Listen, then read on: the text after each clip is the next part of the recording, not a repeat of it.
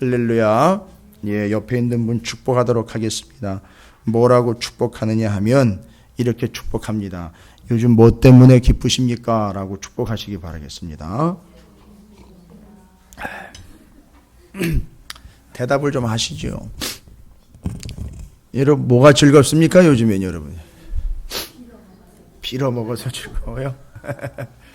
예, 요즘에 이제 오늘부터 이제 시편으로 새벽기도 때 이제 들어가게 됐어요. 제가 질문을 드릴 테니까 이건 시편에 나와 있는 걸 그대로 말씀을 질문으로 변화시켜서 여러분에게 질문 드리는 거니까 대답을 한번 꼭 해보세요. 요즘 뭐 때문에 여러분이 좀 즐겁다라고 뭘만 하면 즐겁다라고 할 때 그 여러분에게 즐거움을 가져다 주는 게 뭡니까 도대체? 예? 대답하지 마시고요. 그냥 속으로 대답하세요. 그러면 속으로 대답하세요. 그러면요, 오전에도 그렇고요, 오후에도 그렇고 여러분께서 반복하신 거 있죠? 예, 절대 손에서 놓지 못하고 계속 반복한 거, 즐거워서 반복하신 걸 수도 있고 여러분이 중요하다라고 생각해서 반복하신 거 있죠? 하루 종일 놓지 않고 있던 것, 그건 또 뭡니까? 까똑. 제가 문득 그런 생각을 했어요. 여기 사무실 와도 까똑 울리고요, 집에 가도 까똑 울리고 그래요. 그리고 그때마다 제가 이렇게 펼쳐보거든요. 그게 뭐 중요한 내용인가 싶어가지고 그걸 펼쳐보는데 순간 그냥 찌릿하더라고요. 야, 내가 이게 하나님의 말씀 펼쳐보는 것보다 이 카톡 펼쳐보는 게 더 많은 거 아닌가 혹시? 근데 그게요, 그냥 도덕적인 얘기를 드리는 게 아니라 시편 1편과 2편의 말대로 하면 그건 의인의 모습이 아니에요. 정확하게 얘기하면 그건 의인의 모습이 아니에요. 오늘 시편 1편에 나와 있는 의인의 모습은 뭐냐 하면 의인은 행복한 사람이에요. 분명히 뒤에는 그렇지 않은 사람이 소개가 되고 있어요. 그러니까 그런 사람과 그렇지 않은 사람이에요. 즐거운 사람과 즐겁지 않은 사람이에요. 그러니까 여러분 제가 질문 드린 거예요. 왜, 뭐 때문에 여러분이 즐거우냐라고 질문 드린 거고. 근데 이 사람이 즐겁다라는 걸 단순히 그냥 좋고 기분 좋은 걸 이야기하는 게 아니라 이 상태를 복이 있는 것이다라고 이야기를 했고, 그걸 우리말로 조금 더 쉽게 이야기하면 즐겁다, 행복하다라는 걸로 표현을 해놨어요. 여러분에게 제가 설명드린 이 복이라는 거, 바라크라는 말, 그것보다 더 높고 깊은 의미의 행복이라는 뜻을 가지고 있는 게 복 있는 사람이라는 단어의 뜻이에요. 히브리어로는 단어가 달라요. 그건 바라크가 아니에요. 그걸 굳이 우리나라 말로 좀 더 충분히 설명을 하면 행복이다라는 거예요. 행복. 그 왜 행복한가 그랬더니 그 사람은요, 주야로 주의 율법이 즐거운 거예요. 여호와의 율법으로 인하여 즐거워하고 그걸 주야로 묵상하기 때문에 그래서 행복하다는 거예요. 여러분 오해하시면 안 되는 게 제가 새벽에도 아주 중요하게 강조를 했어요. 어떻게 해야 복을 받는 지침으로 시편 1편이 지어진 게 아니에요. 여러분 시편 150편의 시작이에요. 시작입니다. 문이에요. 문. 근데 이 문으로 누가 통과하고 있느냐 하면 행복한 사람이 통과를 하고 있어요. 그래서 시편 150편 내내 뭐 때문에 행복한가 봤더니 이 사람은요, 바로 그것 때문에 행복한 사람인데 우리는 지금까지 그걸 어떻게 이해를 해왔느냐 하면 어떻게 해야 복을 받는가로 바꾸어가지고 우리 방식대로 이해를 해왔다고요. 그래서 율법을 계속 붙잡고 있어야 복 받는다라고 생각을 했단 말이에요. 그러니까 매번 이런 식인 거예요. 매번 이런 식으로 뭘 해야 복을 받는다는 거예요. 그러니까 목회도 그렇게 하면 편하고 쉬워요. 되든 안 되든 그렇게 선포하면 되고 다 하나님 뜻입니다라고 이야기하면 끝나버리거든요. 제일 쉬운 게 복 빌어주는 거라 그랬죠. 예. 그냥 제일 쉬운 게 목사가 축복해 주는 거예요. 제일 편하고 좋은 거예요. 그러나 시편이 이야기하는 건 우리가 어떻게 해야 복 받는 게 아니라 이미 우리는 복된 존재라는 걸 깨닫는 게 중요하고 급선무라는 거예요. 그래서 그 복된 존재는 뭐로 인하여 즐거워하느냐? 하나님의 율법을 인하여 즐거워하고 그걸 주야로 묵상한다는 거예요. 그게 즐거움이라는 거예요. 그게 그 사람의 특징이에요. 그래서 그 율법을 즐거워하며 그것을 주야로 묵상하게 되는 거예요. 즐거우니까 주야로 묵상하게 되니까. 그래서 오전 오후 제가 물어본 이유는 그 하루 종일 여러분을 즐겁게 했고 여러분이 소중하게 여기서 여러분의 손에서 여러분의 생각에서 마음에서 떠나가지 않은 게 도대체 뭐냐, 이걸 좀 비교해 보시라는 거예요. 그래서 이 사람을 뭐라고 얘기하면, 이 사람을 의인이라고 그러고, 그렇지 않은 자가 누구냐 하면 악인은 그렇지 아니하며 라고, 악인은 그렇지 않대요. 근데 이 사람은 주야로 율법을 묵상하지 않고, 여기서 율법은 토라예요. 토라. 그냥 모세 오경의 말씀을 얘기하는 거예요. 원칙.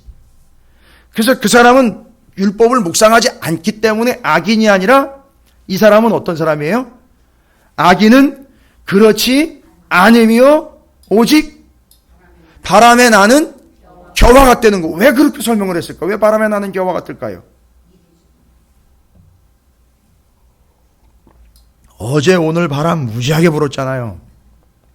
바람에 나는 겨까지도 보실 필요 없어요. 겨 보기가 지금 쉽습니까, 요즘에? 저희 아파트 주차장에 내려가면 오늘 난리도 아니더라고요. 바람에 나는 은행잎 같더라만 해도 그냥 설명 다 돼요. 그죠? 정신없어요. 어지럽고요. 악인이 바로 그 바람에 나는 은행잎 같고 나뭇잎 같고 모래바람 같다는 거죠. 이리 불면 훅 하고 날아가고 저리 보면 훅 하고 날아가 버리는 거예요. 왜 그럴까요, 도대체? 무게감이 없잖아요. 그죠? 뭔가 길이 없어요, 이거는. 그냥 부는 대로 날아다니는 거예요. 그런데 그 주야로 율법을 즐거워하며 그걸 묵상하는 사람들은 그가 형통하게 된다 그랬는데, 그 형통이 뭐라 그랬죠? 형통. 찰라흐. 기억나세요? 여호수아 1장 8절 거기 내 길이 평탄할 것이요. 그리고 그는 그 율법으로 인하여 어떤 영혼이 됐죠? 강한 영혼, 무게감 있는 영혼이 됐다고요. 그래서 그 사람에게는 바람이 안 부는 게 아니라 바람이 불어도 그 길을 간다는 거예요. 그 뒤에 나오면 기가 막힌 단어가 나와요. 그 길을 여호와께서 인정하신다 그랬어요. 그 길로 간다니까요. 근데 이 사람이 흔들리질 않아요. 바람이 안 부는 게 아니라 무슨 바람이 불어도 율법을 즐거워하여 그 율법을 주야로 묵상하는 사람은 흔들리지 않는다는 거예요. 그러나 악인은 그렇지 않음이요. 그 사람은 즐거움이 어디 있는 거죠?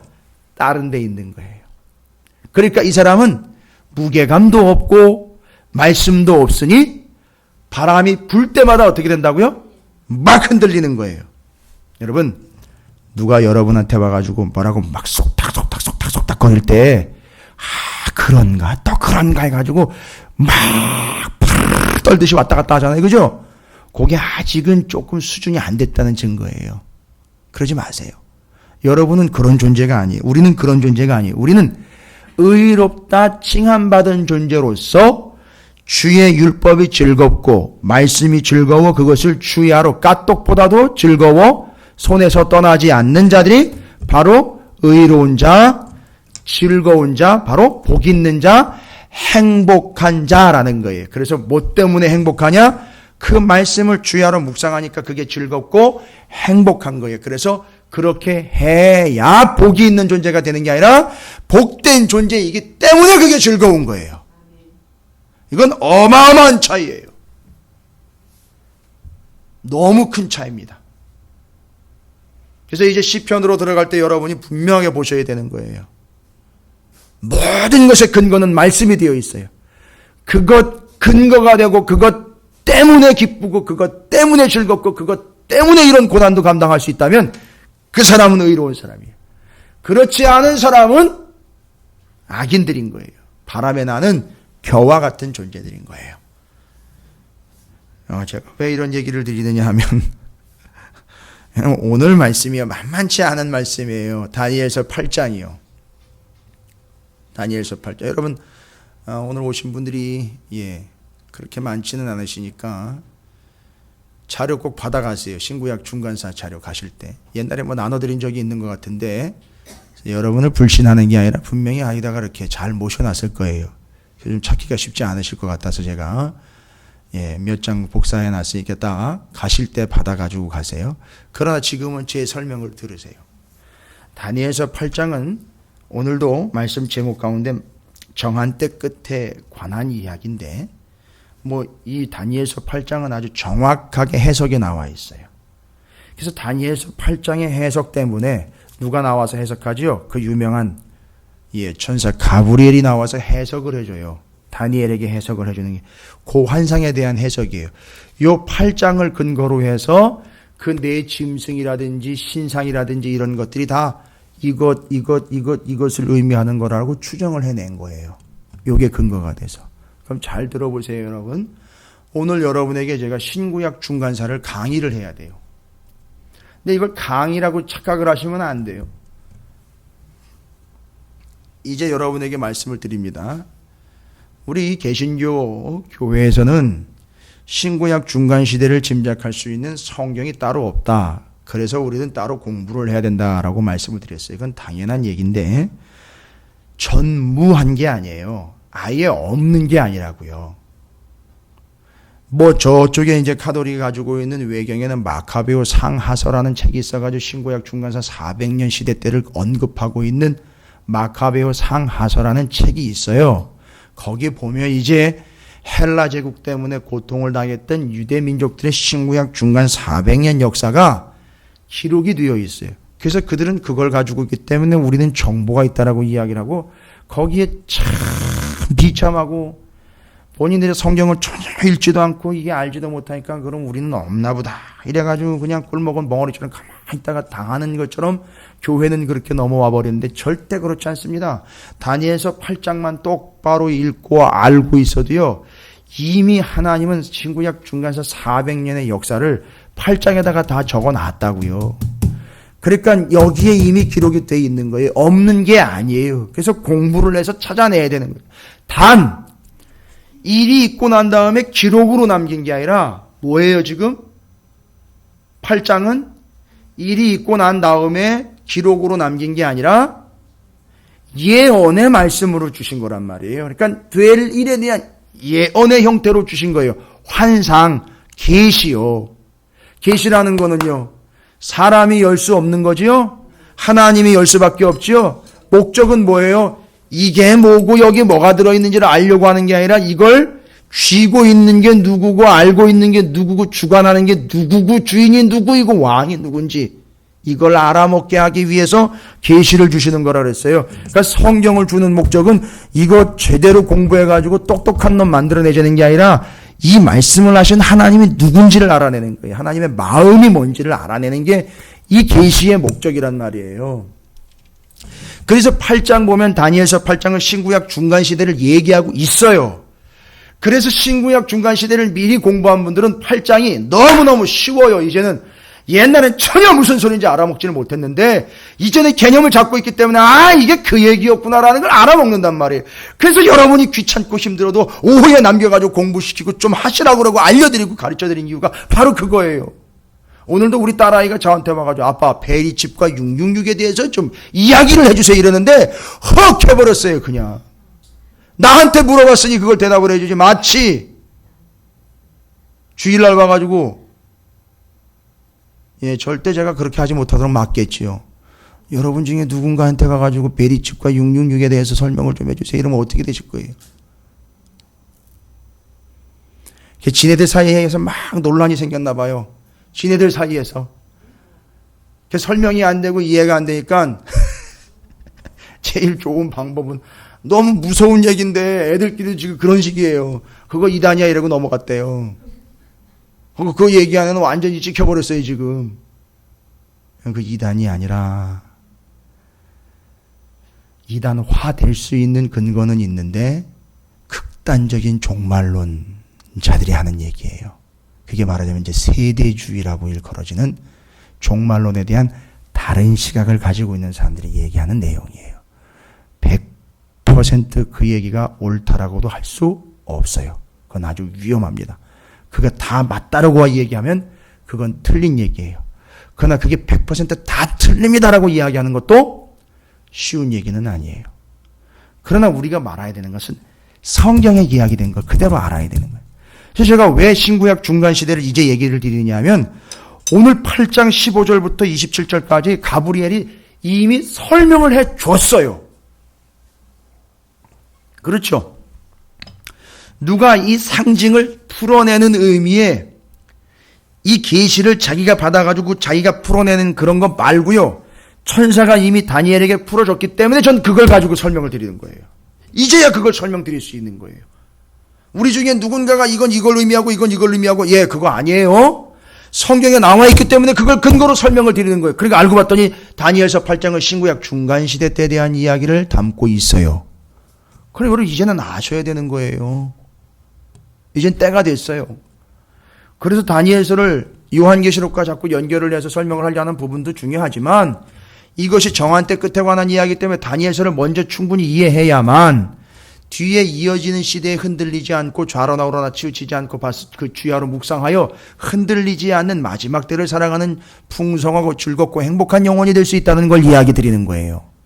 그래서 이 다니엘서 8장입니다. 자 보세요. 그러면요. 여러분 이미 수도 없이 들었어요. 제국의 변동 여러분 기억하시죠?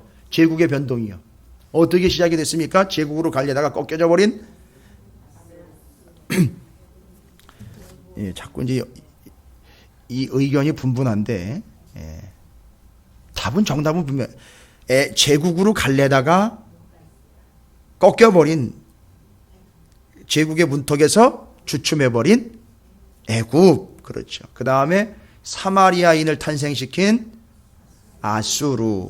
그 다음에 남유다를 멸망시킨 바벨론. 그 다음에 이제 우리는 대충 옛날에는 이제 바사로 넘어갔는데 다니엘에 들어와 보니까 바사 곧 페르시아로 넘어가기 전에 메디아 왕국이라는 메디아라는 나라 거기에 마지막 고레스 왕 이야기가 나와요. 그렇죠?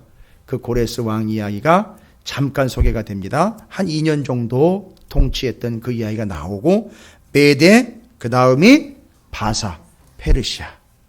그리고 그 다음에 오늘 나와요. 오늘 해석에 나옵니다. 헬라요. 그리고 그 헬라의 뒤를 이어서 로마가 나와요. 그러니까 헬라라는 나라가 400년, 신구약 중간에서 400년을 대부분을 통치하다가 400년 끝 무렵에 가서 로마가 등장을 해요. 로마가 예루살렘 쳐들어오고 막 이런 이야기들 나오는데 바로 그 로마예요.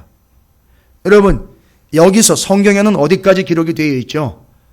바사 왕국까지는 언급이 되어 있어요. 예수님이 등장할 때에 로마 이야기도 언급이 되어 있어요. 유일하게 지금 떠버린 중간 400년 동안에 중간에 우리가 언급하지 못한 그 나라는 헬라예요. 그래서 오늘 말씀에 보면 헬라에 대한 언급이 나옵니다. 그러면 제가 설명을 좀 드릴게요.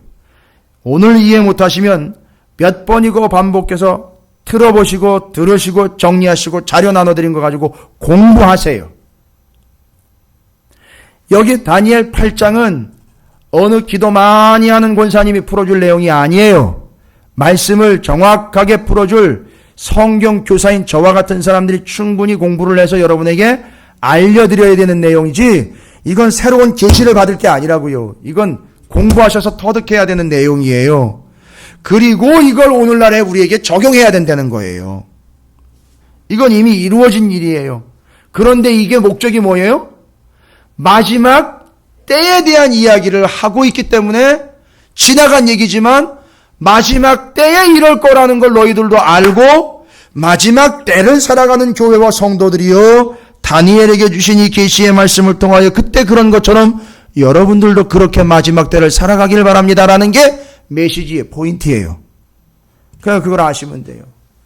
그러면은요, 그렇게 해서 메대, 바사 이야기요. 메대 이야기, 바사 이야기로 들어왔어요. 바사의 고레스 왕이 칙령을 내려가지고 귀환시키지요. 그리고 돌아왔는데, 돌아와가지고 살아있는 땅에서 이게 뭐가 성과가 좀 나야 되는데 성과가 잘 안 나요. 그러다 보니까 침체되지요. 다운되지요. 형식주의로 바뀌어버리죠. 의기소침해버리죠. 형식적으로 바뀌어버려요. 제사를 뒤집어 엎는 게 아니고 우상숭배하는 게 아닌데 이상하게 식어져 버립니다. 뭔 핑계인지 이유인지 모르겠지만 이상하게 식어져 버려요. 그걸 말라기가 지적을 했죠. 왜 그러느냐 도대체. 이건 아니지 않느냐. 니들이 지금 하나님 앞에 드리고 있다라는 그 제물을 갖다가 니들 지배하러 온 페르시아에서 파송된 총독들한테 갖다 그걸 바쳐봐라. 총독이 가만히 있겠나. 너희들 죽는 거야. 그런 거 갖다 바치면. 하나님이 그런 걸 받으셔야 되겠느냐. 예. 왜지요? 그들의 식어버린 마음 때문인 거예요. 형식주의로 빠져가고 있는. 그러면서 이제 페르시아가 문을 닫습니다. 그 강력한 페르시아를 치고 등장하는 게 누구냐면 헬라예요. 그런데 이 헬라는 마케도니아에 있는 알렉산더 왕이 헬라를 주관하는데 헬라가 등장하기 전까지 사이에 헬라라는 나라가 나오기 전까지 여러분 그리스라는 도시 국가들이 중간에 끼어 있어요. 그러니까 바사 제국 페르시아와 함께 그리스가 대립을 합니다. 그 그리스라는 나라 여러분 들어보셨죠? 그냥 그리스라는 전체로 통틀지만 그리스 안에는 세계의 가장 강력한 도시국가들이 있어요. 여러분 왜 도시국가가 생기는지 아십니까? 옛날에는 왜 이렇게 블레셋 같은 경우도 블레셋도 도시국가잖아요. 5개의 도시가 한 나라를 이루는데 왠지 아시겠습니까? 그냥 통으로 한 나라를 하면 되는데 이렇게 띄엄띄엄 떨어져가지고 도시들이 지역들이 나눠져가지고 그렇게 도시로 그러나 그것이 한 나라로 이렇게 결성이 됐을까? 지금과는 달라요. 지금은 도시국가가 필요 없어요. 왜일까요? 이렇게 띄엄띄엄 떨어져 있을 필요가 말하자면 이런 거죠. 옛날이면 지금 강북과 강남으로 나눠서 강북 도시국가, 강남 도시국가 이렇게 해야 되는 거예요. 왜지요? 뭐 때문에? 강 때문에. 그러니까 옛날에 도시국가가 발전된 이유는 뭐죠? 아니 발전이라기보다는 그렇게 될 수 밖에 없었던 이유는 맞아요. 그게 한계 때문에 그래요. 그래서 도시국가들이 각각 나누어져 있으면서 따로따로 있지만 통치는 함께 받는 그런 한계를 가지고 있기 때문에 도시국가가 옛날에 생긴 거예요. 그것처럼 그리스라는 나라도 그런 도시국가였어요. 기억나실 거예요. 들어보셨을 거고요. 아테네, 테베, 스파르타 이 나라들이 그리스의 도시국가들이에요. 그러나 이 나라를 헬라라고 부르진 않습니다. 문화는 헬레니즘이지만 헬라라고 부르진 않아요. 이들은 그리스 도시국가예요. 그러니까 이 세 도시국가가 누구랑 싸움이 붙었느냐 하면 페르시아랑요. 왜요? 페르시아 다음에 일어나니까요. 그래서 이 세 나라가 페르시아랑 붙습니다. 그게 페르시아 전쟁이에요. 3번에 걸쳐서 전투를 하는데 여러분에게 이미 말씀드린 바 3번의 전투 중에 2번은 다리오 왕, 세 번째는 에스더의 남편 아하수에로 왕과 싸워 3번 다 집니다. 그래서 페르시아가 쭉 내려갑니다. 그때 이제 다리오 왕이 페르시아와 싸운 전투 중에 유명한 전투가 있죠. 마란톤 전투가 그 전투예요. 그게 그리스와의 전투예요. 그래서 그리스가 세력이 다운이 됩니다. 그때 마케도니아, 그리스 저쪽 반대편 변방에 있었던 마케도니아라는 동네에 필리포스 2세라는 한 왕이 등장을 해요. 그런데 이 사람이 추진력 있게 나라를 정복해 다니다가 죽습니다. 암살을 당해 죽어요. 그리고 죽으면서 아들을 하나 남겨놓습니다. 그 아들이 알렉산더예요. 그래서 알렉산더가 탁 올라옵니다. 아버지 죽고 알렉산더가 올라와요. 지금 현재 아직 다 정리가 안 된 상태예요. 어디가 다 정리 안 됐죠? 페르시아, 그리스 다 정리 안 됐어요. 그러나 이 알렉산더가 싹 정리를 해버려요. 그래서 이제 그거 띄고 건너뛰고 해가지고선 바벨론, 메데, 바사, 그리스 중간에 쭉 내려갔다가 헬라가 그냥 점령을 해가지고 점령에 알렉산더가 확 점령해버린 걸로 그렇게 넘어가는 거예요. 그래서 메데, 바사, 그리스, 헬라인데 헬라로 넘어가 버리는 거예요. 그래서 오늘 얘기 헬라 얘기가 나와요. 다니엘서 8장에 헬라 얘기가 나온다고요. 그걸 지금 이상한 환상으로 해가지고선 비유를 들어가지고 막 설명을 하니까 너무너무 복잡한 거예요. 그런데 복잡할 리가 없어요. 이제 설명 듣고 이거 읽으시면 쫙 뚫린다니까요. 그런데 그 헬라가 등장을 하는데 잘 아시다시피 323년에 알렉산더가 33살의 나이로 죽습니다. 죽고 난 다음에는 어떻게 됩니까? 그 거대한 땅을 다 정복을 해가지고 싹 평정을 해버렸는데 왕이 죽어버린 거예요. 이거 어떻게 합니까 이거? 아들도 싹 정리가 됐어요. 알렉산더한테 아들이 없었던 게 아니에요. 있었는데 싹 정리했어요. 누가 정리했죠? 신하들이 정리합니다. 그래가지고 7명이었는데 4명으로 탁 압축이 돼요. 4명, 그들이 소위 말하면 내가 진정한 알렉산더의 후계자다라고 해서 여러분 들어보셨는지 모르겠어요. 디아도코이라고 해서 헬라어로 디아도코이라는 말은 후계자라는 뜻이에요. 그래서 그 시대를 디아도코이 시대라고 이야기를 해요. 4명의 후계자가 각축을 벌였던 시기. 그런데 4명이 쭉 추진력 있게 나간 게 아니라 4 중에 2이 튀더라는 거예요.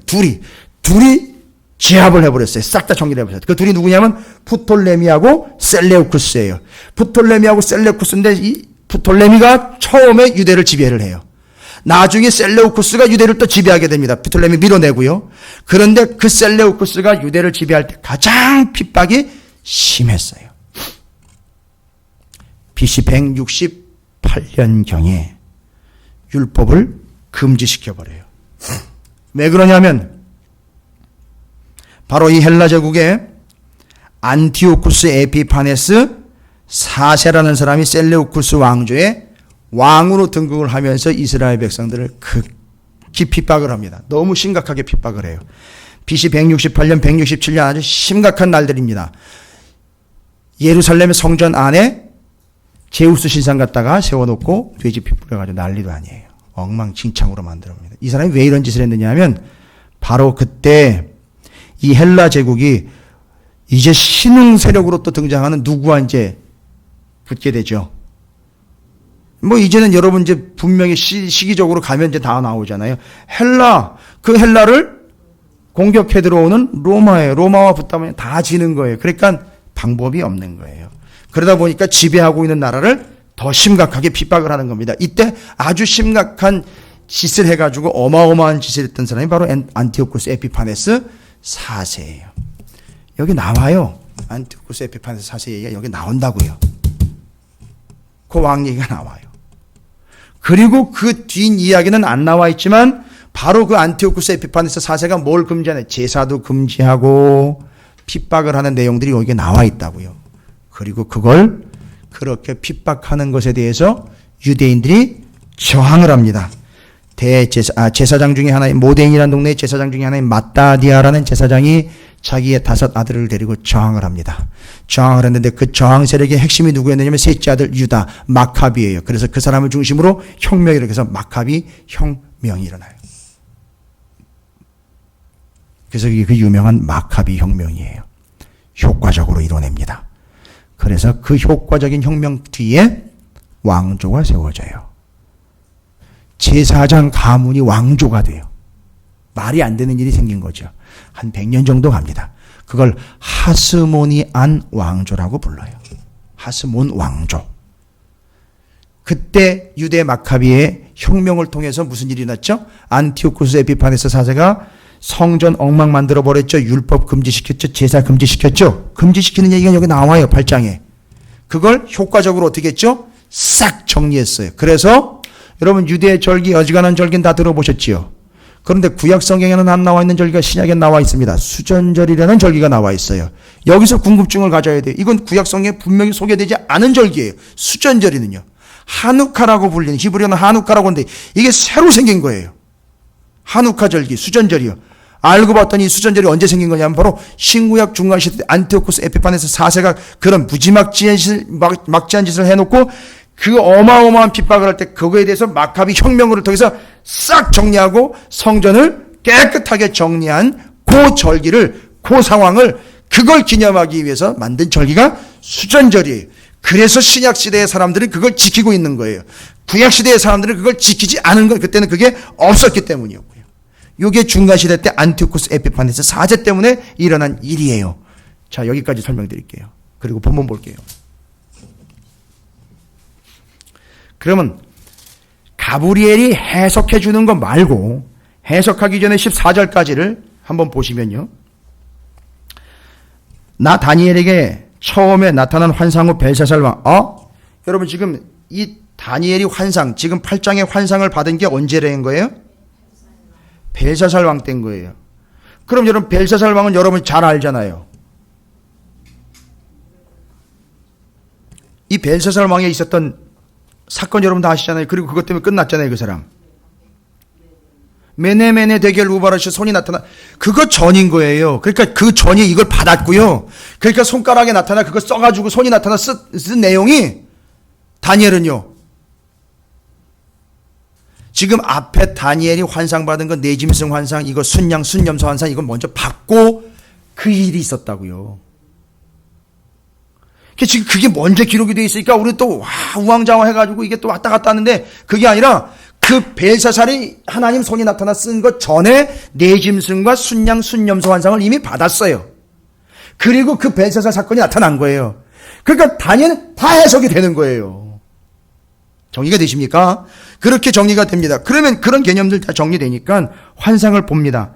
을레강변이다. 예, 페르시아, 수산이 페르시아에서 보는 겁니다. 내가 눈을 들어봤는데 3절에 두 뿔 가진 순 양이 있었어요. 근데 뿔이 몇 개라고요? 두 뿔이에요. 그 두 뿔이 다 길었는데 그 중에 한 뿔이 다른 뿔보다 길고 그 긴 뿔은요 나중에 나온 거예요. 내가 본즉 그 순양이 서쪽과 북쪽과 남쪽을 향하여 받으나 그것을 당할 짐승이 하나도 없고 그 손에 구할 자가 없으므로 그것이 원하는 대로 행하고 강하여졌더라. 나름대로 지가 힘센 거를 한때는 누리고 있네요. 근데 뿔이 두 개 됩니다. 둘 중에 하나가 조금 더 길어요. 이게 뒤에 설명을 보자면 메대와 바사라는 거예요. 아, 짧은 뿔은 예, 맞아요. 길이가 짧아요. 기간이 짧아요. 바사 셉니다. 길어요. 그래서 길고 짧은 걸로 나와 있는 거예요. 그 두 뿔의 숫 양으로 나와 있는 거예요. 여러분, 이거는 정해지고 고정화된 해석을 드리는 게 아니라 이미 해석이 나온 걸 설명해 드리는 거예요. 그러나 앞에 내짐승은 제가 정확하게 뭐라고 설명 안 드렸어요. 그건 그렇게 설명해 낼 게 아니었기 때문에 그걸 설명 안 한 거예요. 원칙만 얘기 드린 거죠. 근데 지금 여기서는 또 숫, 양, 순, 염소가 나와버려요. 근데 또 중간에 보니까 5절부터 한 숫, 염소가 툭 튀어나와요. 그죠? 근데 이놈이 어떻게 생겼는지 볼게요. 서쪽에서부터, 서쪽이에요. 동쪽이 아니라 서쪽입니다. 여러분, 예루살렘 동쪽이 어딘지 아십니까? 지도가 제가 준비가 안 돼 있는데, 예루살렘에, 여러분 성경에 혹시 지도 있으면 예루살렘의 오른쪽, 티그리스, 유프라테스 강이 있고 메소포타미아 땅이 있고 그 오른쪽으로 가면 메소포타미아 그 사이에 있었던 나라 거기가 바벨론이에요, 여러분. 그리고 더 오른쪽으로 가면 거기가 페르시아 바산 거예요. 아, 지도들 지금 찾고 계시는 거예요? 지도 많이 보셨잖아요, 왜? 성경책이 혹시 지도 있는 성경책 있으신가요? 예, 여기 다 없네요. 자, 그럼 하여튼 설명을 들으시기 바랍니다. 동쪽이에요. 예루살렘 가나안 땅의 오른쪽이라고요. 여러분 아시다시피 오른쪽이면 여러분 우리 박 대통령이 요즘에 어디 순방하시죠? 이란이요. 거기가 뭐예요? 거기가 페르시아예요. 바사요. 옛날 바사. 그 땅이라고요. 네. 거기서 제가 제 아내한테도 얘기했지만 우리 강남에 가면 무슨 도로가 있죠? 테헤란로. 이란의 수도 아니에요. 이란의 수도인 테헤란에 가면 서울로가 또 있어요. 그러니까 이 대한민국에 상당히 그 깊은 관계에 있는 나라긴 한데 성경적으로도 이미 소개가 되고 있는 나라라 이제 말씀을 드리는 건데 그 오른쪽으로 가면 중간에 티그리스 강과 유프라데스 강 사이에 바벨론이 있고 바벨론 오른쪽에 페르시아 곧 바사가 있다고요. 오른쪽에 있다고. 그게 동쪽이에요. 그런데 이 염소는 어디서 왔어요? 서쪽에서 왔다고요. 서쪽이요. 서쪽이니까 이쪽이 아니라 왼쪽에서 드러난 거예요. 아, 그게 알고 봤더니만 그 염소의 모습을 볼게요. 온 지면에 두루다니는데 땅에 닿지 아니하며 그 염소의 두 눈 사이에는 현저한 뿔이 있어요. 염소의 두 눈 사이에 뿔이 있어요. 아이 참 이게 희한한 모습이에요. 그죠? 유일한 뿔이며 아주 현저한 뿔, 강력한 뿔이에요. 하나의 뿔이에요. 이놈을 봤더니만 아, 이게 뒤에 설명 나왔죠? 이게 알렉산더를 이야기하는 거예요. 바로 요게. 어렵지 않죠? 이게 이렇게 비유로 환상으로 보여지면서 나중에 가브리엘이 설명을 해주는 내용과 우리가 신구약 중간사를 공부하면서 제가 먼저 설명드린 것들이 쭉 정리가 되면 나중에 8장 다시 읽어보시면 그냥 어렵지 않게 다 풀리실 거예요. 두 뿔 가진 순양 곧 내가 본 바 6절입니다. 강가에 섰던 양에게로 가는 거예요. 이놈이요. 어디로 가요? 뭐 하러 가죠? 양에게? 들이받으러 가는 거잖아요. 그 현저한 뿔로. 그죠? 내가 본즉 7절입니다. 그것이 순양에게로 가까이 나가선 더욱 성내어 그 순양을 쳐서 두 뿔을 꺾으나 순양에게는 그걸 대적할 힘이 없으므로 그것이 순양을 땅에 엎드려뜨리고 짓밟았으나 순양을 그 손에서 벗어나게 할 자가 없었더라. 이게 상상이 되시죠? 예, 이거 이렇게 정리되는 거예요. 알렉산더입니다. 알렉산더 얘기가 계속됩니다. 순념소가 스스로 심히 강대해 가더니 강성할 때 그 큰 뿔이 꺾였어요.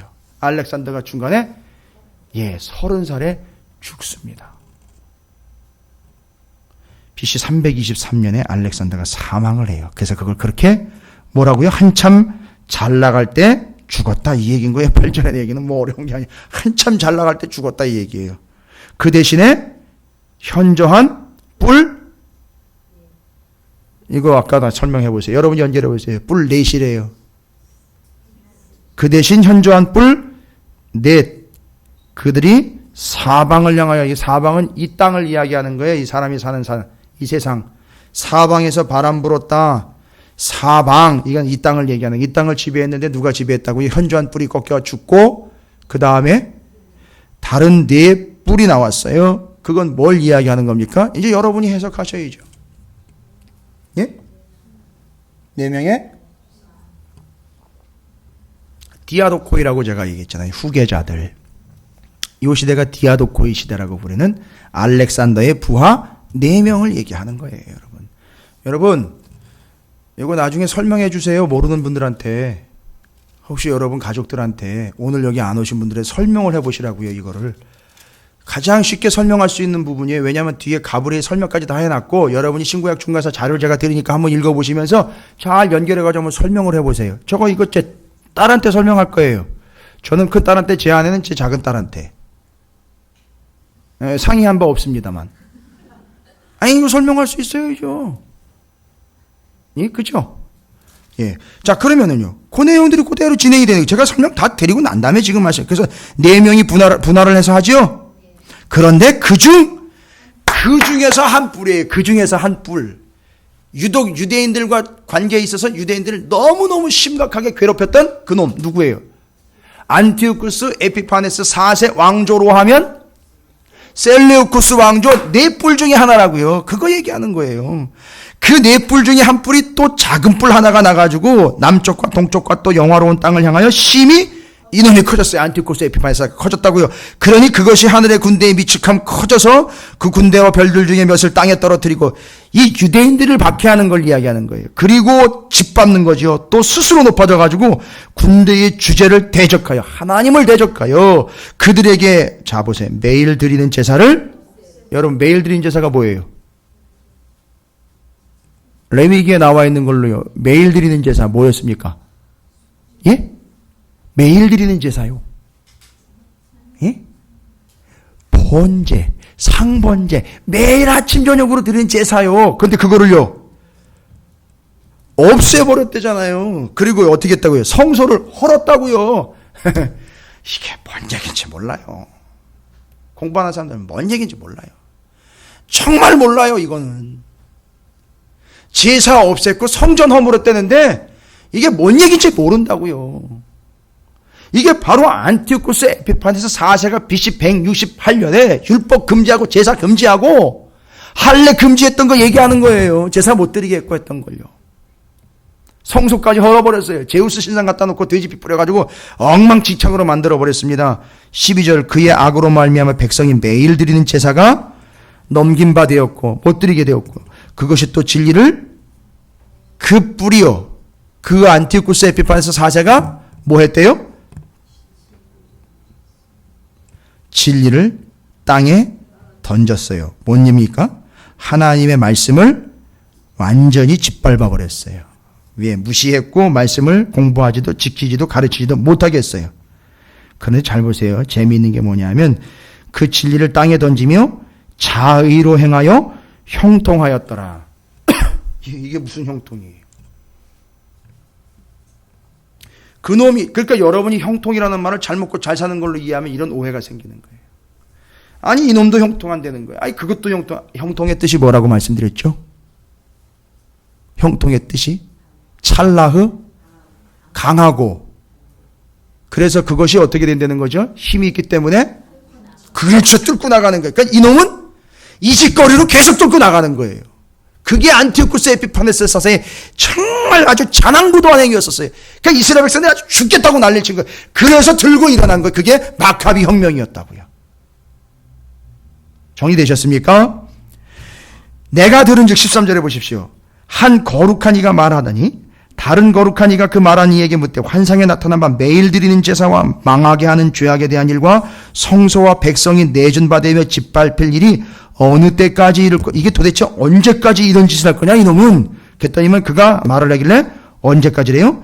2300주야까지래요. 이거를 많은 사람들이 해석을 해냈는데 나름대로 해석을 한 게 뭐냐면 바로 안티오쿠스 에피파네스 4세 6년 3개월 동안에 그가 행동했던 날수다라고 정확하게 꼬집어내고 있어요. 뭐 그것이든지 아니든지 간에 정확하게 누구랑 연결되는 거죠? 왕조로는 셀레우쿠스 왕조의, 인물로는요 안티오쿠스 에피파네스 4세가 그렇게 휘젓고 다니던 시간을 이야기한다라고 그냥 보시면 돼요. 그러니까 일정 시간 동안은 그렇게 계속 그놈한테 당하며 사는 거예요. 그리고 잘 보세요. 그때까지 되고 그때의 성소가 정결하게 되리라 하였느라. 이건 언제 정결하게? 이게 수전절이에요. 거기다 적어놓으세요. 수전절, 성전이 깨끗하게 되었다. 깨끗하게 된 성전 누구에 의해서요? 마따디아 가문의 유다 마카비 혁명에 의해서. 여러분 8장이 지금 신구약 중간사 얘기 할 수밖에 없어요. 여러분 이거를 그냥 은혜스러운 영해로 넘어가면요 저 사기꾼 되는 거예요. 여러분 이거 아셔야 되는 거예요. 다니엘서를 아예 처음부터 들추지 않았다면 여러분 이런 거 배우실 필요도 없고요, 공부하실 필요도 없어요. 그러나 지금 다니엘서를 지금 우리가 이 말씀을 묵상하면서 이 내용들이 쭉 전개가 되고 있어요. 그럼 가브리엘이 설명한 거 들어보세요. 이제 다시 가브리엘이 뭐라고 합니까? 나 다니엘이 환상을 보고 그 뜻을 알고자 할 때 다니엘도 처음엔 몰랐어요. 뭔 얘기인지 몰랐다고요. 이게 뭔 얘기인지 몰랐어요.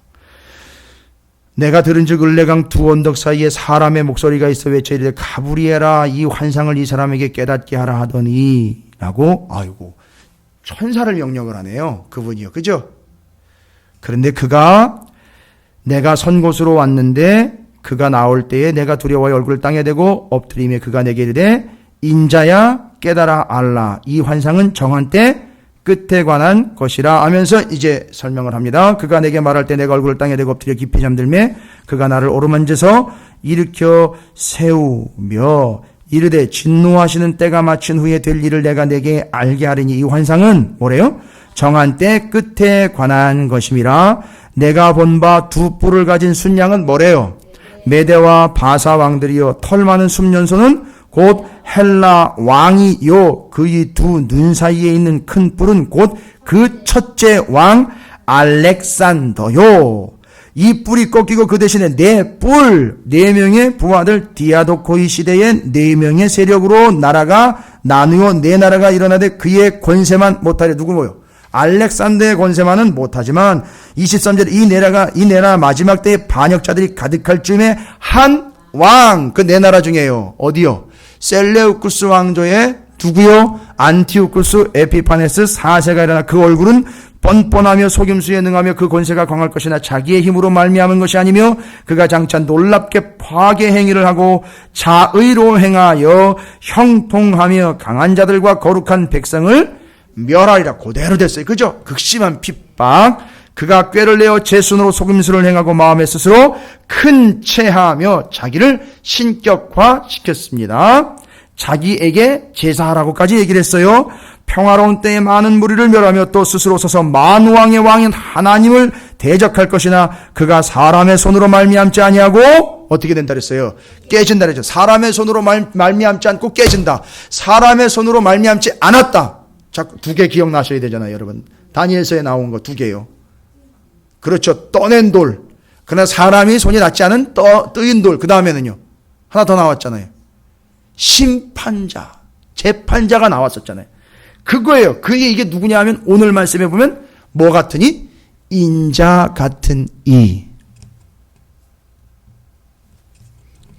이미 말한 바 주야에 대한 환상은 확실하니 너는 그 환상을 간직하라. 이는 여러 날 후에 일임이라 하더라. 보세요. 헬라 제국에 대한 이야기는 지금 다니엘이 아직 바사 제국에 지금 속해 있기 때문에 한참 뒤에 일어날 일이잖아요. 그죠? 바사 제국 망하고 난 다음이니까 한참 후의 일이에요. 그러나 다니엘도 여전히 그럴 것이라는 짐작은 하지만 잘 보세요. 지쳐서 여러 날 앓다가 왜 지쳤을까요? 이게 보통 일이 아닌 거예요. 어마어마한 일인 거를 하나님 앞으로부터 엄청난 말씀을 받은 거예요. 이게 제가 말씀을 한번 전하고 나면 쫙 지쳐버려요. 쫙 빠져버립니다. 그러니까 이게 다 쏟아내야 되는 거고, 근데 우리 가운데는 그 주일날 말씀 받고 이렇게 쫙 이렇게 이 다니엘처럼 이렇게 된 분이 없더라고요. 보니까 다들 신나가지고 그냥 좋은 현상이에요. 힘을 얻었다는 거니까. 그런데 이걸 책임으로 받는 사람은 좀 쉽지 않아요. 정말 이거 어마어마한 책임으로 받는, 이걸 전해야 되는 사람으로서 여러 날 앓다가 일어나서 왕의 일을 보았느니라. 내가 그 환상으로 말미암아 놀랍고 그 뜻을 깨닫는 사람도 없었다. 이게 뭔 뜻인지 모른다는 거예요. 사람들이 모르고 나도 지금 아직도 잘 모르겠다는 얘기인 거예요. 이 얘기는. 와. 그런데 우리는 지나와서 이 이야기를 보니까 그 이야기였고, 가브리엘이 설명을 해준 내용을 근거로 하니까 그 내용이 신구약 중간시대 때 이미 쫙 얘기를 해준 거예요. 여러분 뭐 논쟁거리 있어요? 뭐 미혹될 만한 거, 이거 쓸데없는 얘기 들어갈 거 없지요? 다 설명됐죠? 자, 그러면 여기서 끝나는 게 아니에요. 여러분 이거 설명하고 끝나면 아무 소용없다고요. 그건 옛날 얘기고 그때 얘기인 거예요. 그러나 오늘 마지막 때를 사는 우리에게는요. 여러분 이 이야기는 뭐에 대한 이야기라고요? 이 환상은 뭐에 대한 환상이라고 그랬다고요? 여기 성경에 나와 있는 그대로라면 17절과 19절에 뭐에 대한 얘기죠? 정한 때 끝에 관한 것이다라는 거죠. 정한 때 끝에 가는 거 17장 19장 요한계시록 1장 8절 보십시오. 요한계시록 1장 8절. 이제 슬슬 제가 발동 걸 거예요. 이제 요한계시록 1장 8절 보십시오. 이게 그냥 나온 게 아니라는 걸 이제 말씀드리는 거예요. 요한계시록과 다니엘이 이런 식의 연결이 되어 있는 부분들을 왜요? 정한 때 끝에 관한 얘기이기 때문에 사도 요한도 역시 세상의 끝에 관한 걸 봤기 때문에 일맥상통할 수밖에 없어요. 요한계시록 1장 8절입니다. 함께 있습니다. 시작. 주 하나님이 이르시되 나는 알파와 오메가라. 이제도 있고 전에도 있고 장차 올 자요 전능한 자라 하시더라. 하나님이 뭐라고 얘기하셨다고요? 당신을 나는 알파와 오메가래. 알파와 오메가가 뭡니까 도대체? 예? 알파와 오메가는 뭐예요? 알파는 뭡니까?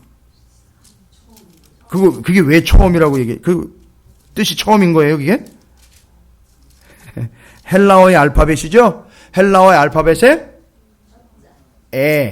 영어로 하면 영어 알파벳에 A에 해당하는 거예요.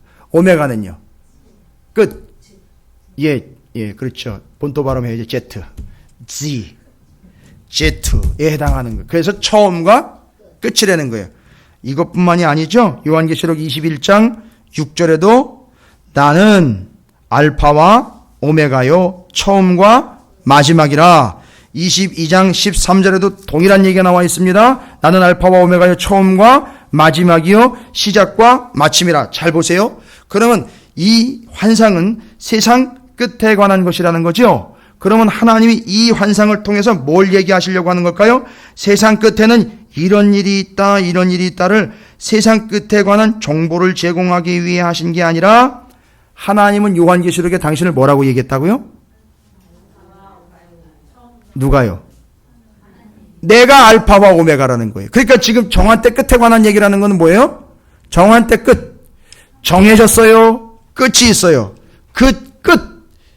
그러면 뭐도 있다는 얘기죠. 끝이 있으니까 시작. 그러니까 그 시작과 끝을 여러분 이 계시 이 환상의 목적을 여러분이 이제 아시잖아요.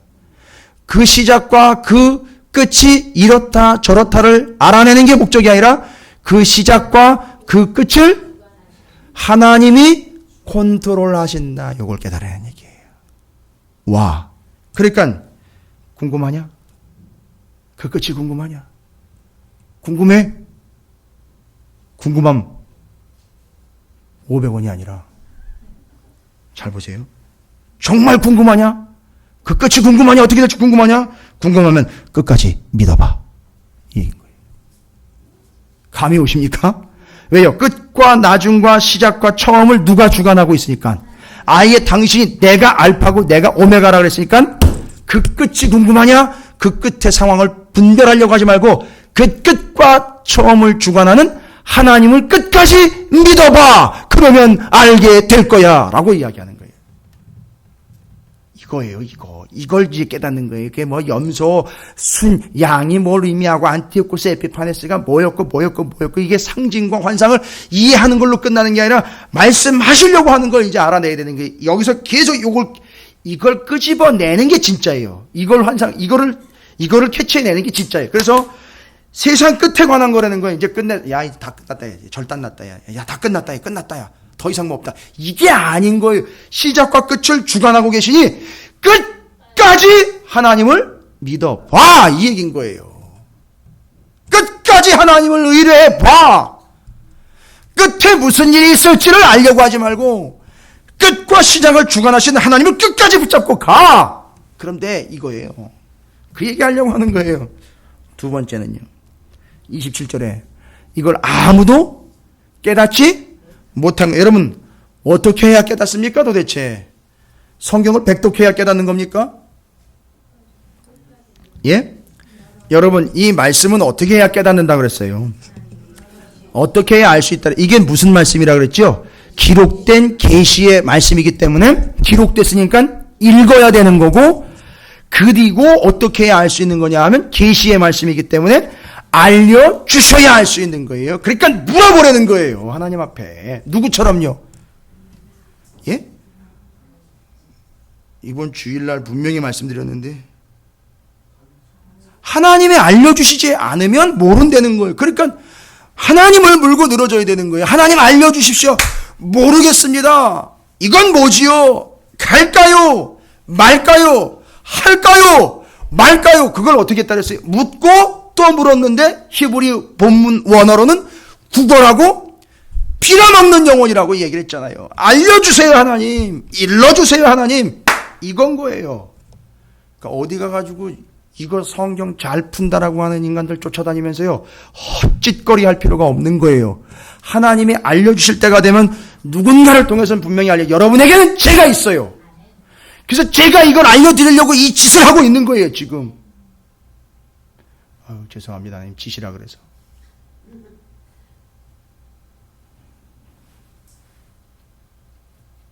그냥 물어야 되는 거예요. 제가 맨날 저기서 하는 게 뭐냐 하면 이거 펼쳐놓고 읽으면서 계속 묻는 거예요. 근데 희한해요. 물으면 하나님이 모른다라고 하지 않고 알려주세요. 무슨 방법을 쓰든지 알려주세요. 자의적 해석이 아닌 명확한 하나님의 뜻을 전방위 전후 좌우를 딱딱 끼워 맞춰가지고 기록된 바를 일러주신다는 거예요. 이거예요. 그러니까 아무도 모릅니다. 걱정하지 말아요. 하나님은 아세요. 그러니까 하나님께 물어봐야 되는 거예요. 그러니까 우리는 구걸하면서 살아야 돼. 빌어먹는 영혼이 돼야 되는 거예요. 하나님 앞에 붙어가지고 하나님께 알려달라고 외쳐야 되는 거예요. 다른 방법이 없습니다. 자, 그 다음에 8장 18절에는요. 뭐라고 나와 있느냐 하면 하나님 앞에 내가 얼굴을 땅에 대고 엎드려 깊이 잠들매 그가 나를 오로만지셔서 어떻게 했어요? 일으켜 세우셨어요. 지금 다니엘도 쉽지 않은 상황이죠. 마지막 때에 관한 이야기잖아요. 그리고 지금 자기가 속해 있는 바사왕과 그 다음에 헬라 일어나고 로마 이야기는 하지도 않고 있어요 지금. 그러니까 지금 제가 지난번에 로마 이야기를 꺼내지 않은 이유는 바로 그거예요. 여기서는 헬라 제국으로 그게 끝나버렸단 말이에요. 지금 자기가 이런 일들을 감당하기조차 너무 힘든 거예요. 이거 바뀌고 마는 건 다 알겠지만 믿음이 있겠지만 너무 벅찬 일이잖아요. 힘들잖아요. 이런 게 바뀌고 어마어마한 일들이. 군대에서 대대장 한 명만 바뀌어도 어마어마해요. 제가 대대장 바뀌고 군장 들어온 거 아닙니까? 군장 싸고 40km 군장 싸고 산으로 막 구보하고요. 엄청나게 힘들었어요. 그러니까 지휘관 하나가 바뀌는데 그렇게 힘들고 고통스러운데 나라가 바뀌고 막 정신이 없는 거예요. 그러니까 이게 너무너무 힘드니까 엎드리고 감당이 안 돼서 뒤에 보면 그냥 기절한 것처럼 드러나 있었다가 하나님 또 이렇게 세우잖아요. 그런데 여기 8장 18절에 하나님이 이렇게 힘들어하는 다니엘을 어떻게 한다고요? 일으켜 세우셔요. 일으켜 세운다라는 히브리어가 아마드라는 단어인데 이게 무슨 뜻이냐면 일으켜 세워가지고선 이제는 감당해내게 한다는 얘기예요. 그걸 다가오는 걸 마주쳐서 맞대응을 해서 그걸 대적한다는 게 아니라 대응 감당하게 한다는 거예요. 그래서 일으켜 세웠다는 걸 앉아있는 걸 그냥 위치로 올린 게 아니라 앞으로 나아가면서 이걸 감당하게 하게 하겠다는 거예요. 이게 뜻이. 마지막 때에는요, 우리에게 어떤 일이 생기는 거죠? 좋은 일만 생기는 거 아닙니다. 편한 일만 생기는 거 아니에요. 너무너무 힘들고 고통스럽고, 여기 안티오코스 에피파네스 4세가 무슨 짓까지 했어요? 예? 아까 기록된 바대로 하면은요, 제사도 못 드리게 했고 성전도 무너뜨려 버리고 엉망진창 만들어 버렸죠. 이런 일 생긴다는 거예요. 그러나 그 일을 어떻게 하라? 예, 감당하라는 거예요. 믿음으로 그렇게 일으켜 세우신다는 겁니다. 여러분, 이게 지금 하나님이 하시려고 하는 말이에요. 빌립보서 4장 13절, 내게 능력 주시는 자 안에서 내가 모든 것을 할 수 있다라는 걸 제가 다시 한번 설명해서 말씀드렸죠. 이제는 내게 능력 주시는 자 안에서 내가 모든 일을 감당할 준비가 되어 있습니다라고 고백했던 바울처럼, 우리에게 하나님은 마지막 때를 피해 다니거나 편안하거나 문제를 회피해가지고 살아가는 방법이 아닌, 문제가 오면 그 문제를 감당하는 삶을 살도록 내가 일으켜 세우겠다라고 말씀하시는 거예요. 문제 주지 않겠다가 아니라, 근데 우리는 맨날 하나님한테 기도하는데, 하나님 이 문제 좀 제발 좀 빨리 좀 치워주시고, 내가 이 문제를 가능하면 회피해서 돌아가는 방법이 있다면 일러주시고, 그러나 하나님은 일으켜 세워서 그것을 대응하여 감당해내게끔 하겠다는 거예요. 그걸 바울은 이미 아는 거예요. 내가 이걸 감당해야 하는 몫이구나 해서 이제는 주님 안에서라면 내가 무슨 일이든지 감당할 준비가 되어 있습니다. 이게 빌립보서 4장 13절 얘기예요.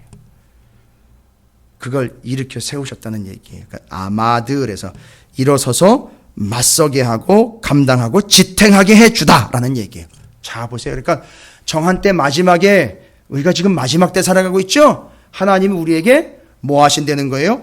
환상 주고 환상이나 깨닫고 그걸 이해하고 공부하게끔 하는 게 아니라 처음과 끝 다 하나님이 주관하고 있다는 얘기죠? 끝이 궁금해? 그걸 알려고 하지 말고 끝까지 하나님을 좀 제대로 믿어봐. 두 번째는요, 매우 어렵고 힘들어 깨닫지 못하는 바니, 이거는요, 인간의 능력과 한계를 탓하지 말고, 그건 누가 알려줘야 깨달을 수 있다. 하나님이 알려줘야 깨달을 수 있으니까 하나님께 깨닫게 해달라고 알려달라고 붙잡고 물고 늘어지는 거예요. 다윗처럼요.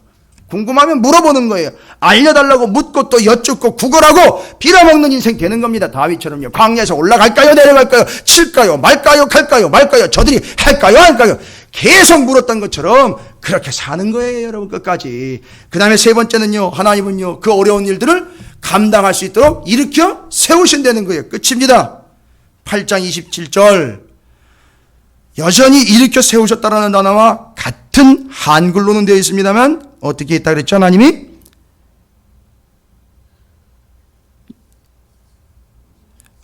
이에나 다니엘이 지쳐서 여러 날 앓다가 어떻게 됐어요? 일어나서예요. 근데 앞에 18절에서는 아마드라는 하나님이 일으켜 세우셨다 그랬죠. 근데 여기 일어나다라는 말은, 하하, 이 단어가 참 재미있습니다. 거기서 하나님이 일으켰다라는 땐 아마드라는 단어를 썼는데, 여러분도 이거 들어보신 거예요. 8장 27절에서는 일어났다라는 말은 쿰이라는 단어를 써요. 쿰. 기억나세요? 달리다, 쿰. 뜻이 뭐예요? 마태복음 5장 41절. 마태복음 5장 41절.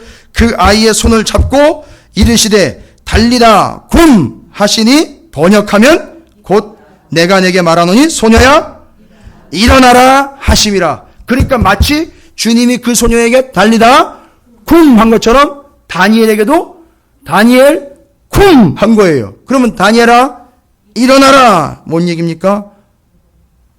그런데 마태복음에 보면 소녀야 일어나라 라는 거예요. 뭔 얘기냐? 너는 이제 소녀가 아니야. 이제 너는 성장했노라, 이런 얘기예요. 그러니까 이 쿰이라는 말의 뜻이 뭐냐 하면, 앉았다가 일어나는 것만 이야기하는 게 아니라 이게 가지고 있는 뜻이 성장하다, 성숙하다, 견고해지다, 확고해지다라는 뜻을 가지고 있어요. 그러니까 그 소녀가 그 고통을 통해서 어떻게 된 거예요? 예, 아픈 만큼 성숙해진 건 우리 얘기예요. 일으켜 세우셔서 그를 성숙한 자로 이제는 소녀가 아닌 성인의 믿음까지 이르게 해 주신 거예요. 그러니까 다니엘이요, 예, 연세가 상당히 드셨어요. 지금 연세가요. 지금 이제 오늘 내일 하실 연세예요. 지금 이 연세는요. 그런데 뭐 이제 얘야 일어나라 뭐 더 이게 아니잖아요. 나이로 지금 따지는 게 아니죠. 어떻게 해요? 더 견고해지고 더 확실해지고 영적으로는요 성장하는 거에는 육신의 나이를 따질 게 아닌 거고 하나가 더 있어요. 쿰이라는 말에는 일어나서 아까는 감당하라 그랬죠. 일어나서 쿰이라는 말에는 성장, 성숙, 견고해지고 확고해지는, 그렇게 돼야 성장하고 성숙하고 견고해지고 확고해져야 뭐 하는 줄 아세요? 서서 여러분 예수를 믿으시기 바랍니다 라고 뭐 하는 거예요? 증인으로서의 역할을 감당할 수 있어요. 정리되셨습니까? 이게 지금 정한 때 마지막에 대한 이야기를 하면서 하나님이 다니엘에게 이 환상을 보여주신 목적에 대한 네 가지를 제가 설명드린 거예요. 그러니까 오늘날 우리에게 말씀하려고 하는 것은 그 가운데 염소의 눈 가운데 있는 현저한 뿔이 알렉산더요, 그 네 뿔 중에 한 뿔 현저한 뿔이 안티오코스 에피파네스 4세라는 걸 아는 걸로는 아무 효과가 없어요. 그건 그냥 이해하시면 돼요.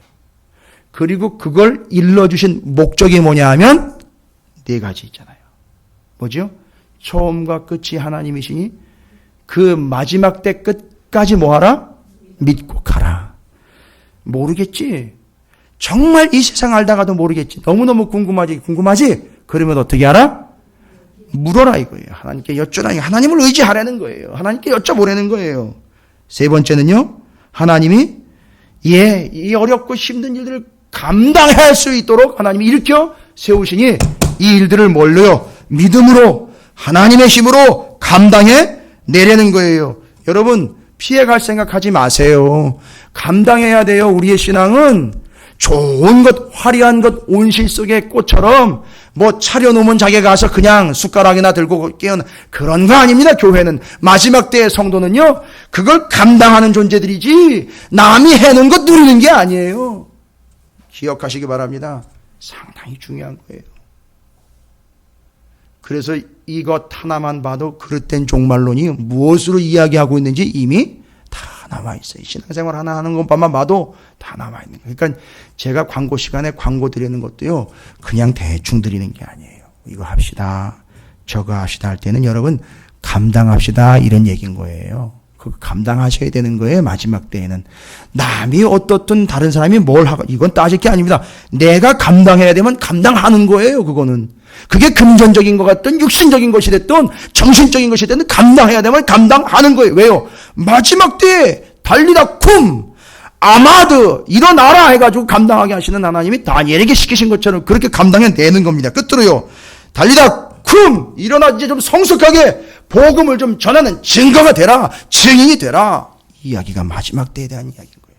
우리는 마지막 때를 살아가는 하나님의 백성들로, 교회들로 이 네 가지 오늘 말씀에 분명히 언급하고 있는, 오늘 17절 19절의 세상 끝에 관한 계시다, 27절 아무도 깨닫지 못하더라, 8장 18절 일으켜 세우셨다 아마드, 8장 27절에 쿰 일어나라 증인 삼으셨다, 8장 27절, 이 네 가지가 환상과 꿈과 계시를 주시는 이유라는 사실을 잊지 마시고, 여러분 다니엘서 8장을 오늘 정리된 말씀으로 한 10번 이상씩 들으시면서 마지막 때 여러분의 지침으로 삼으시기를 주님의 이름으로 축원을 드립니다. 여러분에게 이런 일이 생길 거예요. 교회에 이런 일이 닥칠 거예요. 그때 우리는 이 네 가지 행동 지침을 잊지 말아야 돼요. 네 뿔이 나왔다면 우리는 이 네 가지의 지침을 잊지 말아야 될 줄로 믿습니다. 자, 옆에 있는 분 축복하겠습니다. 네 가지 지침을 잊지 맙시다 라고 축복하시기 바라겠습니다. 그리고 이따 가시면서 3장짜리 자료가 있습니다. 꼭 가져가셔서 읽어보시고 공부하시면서 정리해 보시고 반드시 4가지 지침은 따로 정리하셔야 됩니다. 오히려 나눠드린 자료보다 더 중요한 건 그 4가지 지침이에요. 앞으로 주님 오실 때까지 계속 여러분이 적용해야 되는 건 넷불 환상이 아닌 4가지 지침이기 때문에 그건 반드시 암기사항으로 아이의 가슴속에 머릿속에 넣어 가시기를 바라겠습니다. 자, 주님의 이름을 크게 한번 부르시고 오늘 하나님이 다니엘에게 환상을 주신 목적, 그 분명한 목적이요, 처음과 끝이 나다. 내가 알려준다. 내가 너를 감당할 힘을 준다. 너는 나를 증거해야 된다. 이 말씀을 잊지 마시고 결단하시기 바라겠습니다.